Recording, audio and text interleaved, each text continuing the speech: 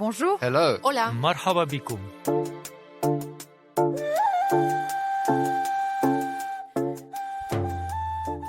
Bienvenue dans le deuxième épisode de Sur la Terre, une série réalisée par l'AFP en partenariat avec The Conversation qui explore les solutions pour mettre en œuvre la transition écologique. Dans un premier épisode, nous avons parlé du constat. Nous sommes entrés dans une ère nouvelle, l'Anthropocène, marquée par l'empreinte sans précédent de l'humanité sur notre planète.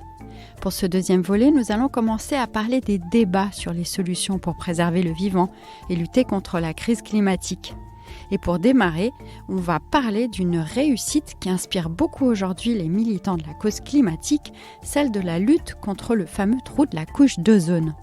La couche d'ozone, vous vous en souvenez sans doute, nous protège des rayons ultraviolets du soleil. Sans elle, nous serions brûlés, aveugles, victimes de cancer de la peau. Et la couche d'ozone est aussi essentielle pour le climat.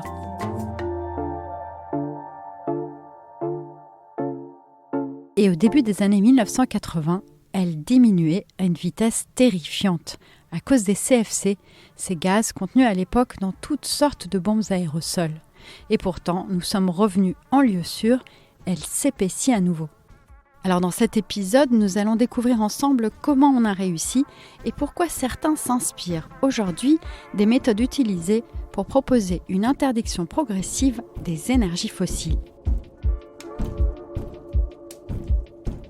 Cela doit vous paraître bien loin, mais au milieu des années 1980, c'était un énorme sujet de préoccupation. La Terre est menacée. La couche d'ozone qui nous protège des rayons ultraviolets est en effet percée au pôle sud. Il y a quelques jours, je vous parlais des dangers qui menacent la couche d'ozone et qui est en quelque sorte le bouclier protecteur de notre atmosphère. Ce qui est inquiétant, c'est que l'ozone se raréfie au-dessus du pôle sud. Selon la NASA... Très vite, à l'époque, les scientifiques mettent en cause des gaz, les fameux CFC, les chlorofluorocarbures.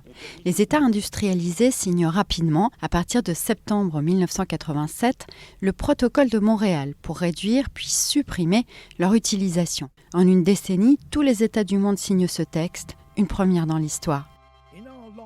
Cette réussite, l'ONU en est tellement fière qu'elle a produit un documentaire sur le sujet. Cathy Clairbeau, physicienne dont le travail consiste justement à surveiller l'évolution de l'atmosphère, confirme les progrès. On a complètement arrêté les émissions de ces CFC, donc qui sont les gaz qui étaient présents dans les gaz propulseurs, dans les systèmes de réfrigération des frigos, des voitures, etc. Et depuis, on voit que la situation est stabilisée. Le problème n'est pas complètement résolu, mais ça c'est normal parce que ces gaz restent très longtemps dans l'atmosphère. Et donc ces dernières années, on mesure plutôt une récupération du trou d'ozone, c'est-à-dire il est en train de se développer de moins en moins fort chaque année. Et on pense que ça va se poursuivre de cette façon-là jusqu'à quelque part vers 2060-2070 où on va retrouver les conditions qu'on avait, qui prévalaient avant qu'on émette ces CFC.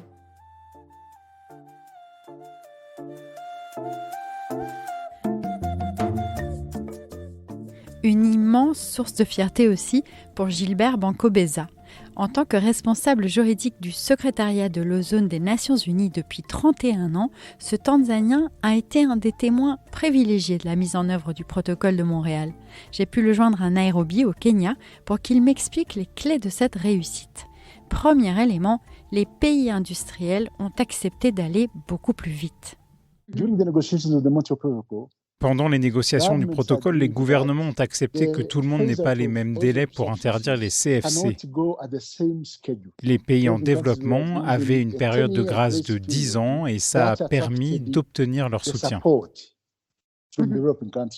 Deuxièmement, les pays riches ont accepté d'aider financièrement et très rapidement les pays moins développés.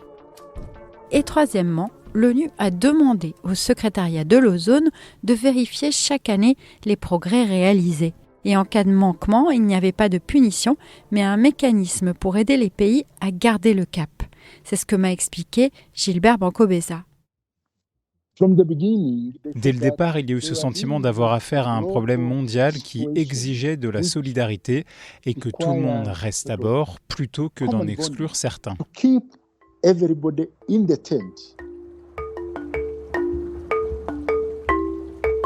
Donc en résumé, le protocole de Montréal a été un exemple d'action rapide et de solidarité qui a permis d'avancer vite contre les gaz qui attaquent la couche d'ozone. Alors peut-on s'en inspirer pour protéger le climat ? Je vous l'avoue, la réponse est oui et non. C'est un peu compliqué, mais restez avec moi car il y a des choses à garder. J'ai d'abord posé la question à Joyita Gupta. Elle est professeure à l'Institut des sciences sociales d'Amsterdam et c'est l'une des spécialistes mondiales du développement durable. Le protocole de Montréal était facile à organiser. Il n'y avait que 13 multinationales à contrôler, les productrices de CFC. Je crois aussi que le protocole de Montréal prévoyait l'utilisation de 2 alternatives au CFC qui ont plus tard été considérées comme des gaz à effet de serre.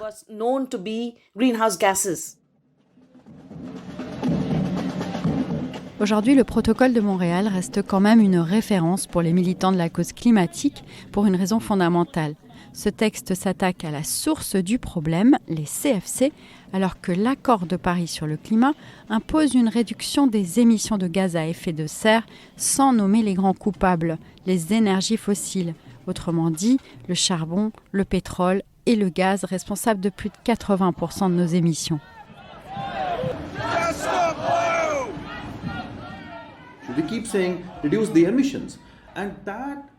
On dit qu'il faut réduire les émissions, mais ce n'est qu'une partie de l'histoire. La question à poser, c'est est-ce qu'on peut empêcher les producteurs d'énergie fossile de continuer leur exploration et leur expansion ?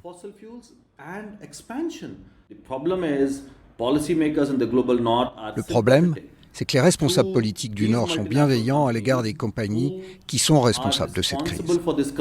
Vous venez d'écouter Harjit Singh, basé à New Delhi, et l'un des responsables d'une campagne qui défend la mise en place d'un traité novateur de non-prolifération des énergies fossiles. Ce traité s'inspire du traité de non-prolifération nucléaire en demandant l'arrêt de toute nouvelle ouverture de champs pétroliers, gaziers ou de mines de charbon.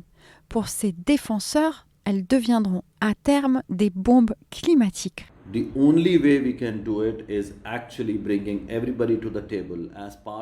La seule manière d'y arriver, c'est d'asseoir tout le monde autour de la table et de décider qu'il n'y aura plus d'extraction et ensuite de poser la question de quoi avez-vous besoin pour renoncer à l'extraction ? Si on laisse les pays se débrouiller, si on permet à l'Ouganda, au Kenya ou même au Timor-Est de continuer à forer et à chercher, que se passera-t-il au niveau climatique ? Le protocole de Montréal a réussi en mettant l'accent sur l'offre et aussi sur la coopération internationale. Et ces 2 éléments sont au cœur du traité de non-prolifération des énergies fossiles. Ce traité est impulsé par plusieurs pays du Pacifique, comme le Vanuatu et Tuvalu. Le Parlement européen y est favorable, ou de grandes villes comme Paris ou Los Angeles. Et l'Agence internationale de l'énergie appelle à cesser tout nouvel investissement dans les énergies fossiles. Ce débat anime depuis des années les grandes conférences sur le climat. Alors j'ai demandé à l'économiste Victor Cour, spécialiste des énergies, pourquoi cette idée n'était pas au cœur de l'accord de Paris sur le climat. Il faut bien voir que l'énergie fossile, et en particulier le pétrole, a complètement conditionner l'organisation de notre société, sa structure, son fonctionnement. Je vous fais une analogie, vous pouvez avoir une ablation de la rate et vous aurez peut-être quelques ajustements dans votre mode de vie à faire, hein. Donc ça c'est les CFC et puis c'est vous avez réglé le problème de la couche d'ozone. Mais alors si on vous dit demain il faut que vous changiez tout votre sang, voilà, en fait vous avez du sang dans vos veines, faut trouver un substitut puis très rapidement, hein. Il faut tout changer d'un coup, puis alors comment vous faites L'industrie pétrolière résiste, assurant que le monde n'est pas encore prêt car nous n'avons pas assez d'énergie renouvelable à ce stade pour satisfaire nos besoins. C'est ce que m'a expliqué Olivier Gantois, président de l'Union française des industries pétrolières. Pour lui, cesser les investissements et l'exploration de nouveaux champs pétroliers impliquerait de restreindre l'offre de pétrole dès maintenant. Et cela aurait donc des conséquences ingérables. Ça va être la foire d'empoigne et le prix, là, il sera à 200, 300, 400 $ le baril. Donc, pour nous, si vous voulez, et là, on est très ferme là-dessus, si on coupe le robinet de l'offre pétrolière, on crée simplement des désordres sociétaux dont on est incapable d'imaginer l'impact. Olivier Gantois a cité le mouvement des Gilets jaunes en France, en partie provoqué par une hausse de la taxe carbone sur les carburants. Vous avez vu ce que ça fait simplement en France, hein. À l'échelle mondiale, on va aller vers des problèmes sociétaux majeurs, vers des inégalités majeures, parce que bien entendu, ce sont les pays riches qui seront capables de payer plus cher et qui auront le pétrole, et seront les plus pauvres qui ne l'auront pas. Ça sera une catastrophe. Les partisans d'un traité de non-prolifération des énergies fossiles proposent justement de suivre la méthode du protocole de Montréal en demandant aux pays du Nord un effort immédiat et beaucoup plus important. Un effort qui pourrait aussi passer par une réduction des subventions aux industries concernées. Creuser le débat sur l'interdiction des énergies fossiles amène en tout cas à se poser des questions fondamentale, selon l'économiste Victor Court. Il faut avoir une discussion collective, démocratique sur qu'est-ce qu'on veut conserver, à quoi on veut bien renoncer. Il n'est pas normal qu'on puisse prendre l'avion 3 ou 4 fois par an, ou même 10 ou 15, et peut-être qu'il faut un système de quotas ou je sais pas, de droit à voyager avec un long courrier par personne dans sa vie. Le système de santé, la capacité de faire des études, donc c'est plutôt ça qu'il faut conserver. Si on ne fait pas des choix démocratiques sur aujourd'hui, qu'est-ce que collectivement on veut garder et à quoi on veut renoncer, je suis persuadé que tout ça s'imposera de force en 2040, peut-être en 2030 ou en 2050. Merci de nous avoir écoutés. Je suis Michaela Cancela-Kiffer. Pour en savoir plus, vous pouvez lire dans The Conversation l'article écrit par Victor Court, spécialement pour cette occasion. Je vous laisse le lien dans la description. Nous nous retrouverons dans un mois pour parler de la nature et des savoirs ancestraux qui pourraient nous inspirer pour mieux la protéger. En attendant, abonnez-vous, parlez-en autour de vous. À bientôt!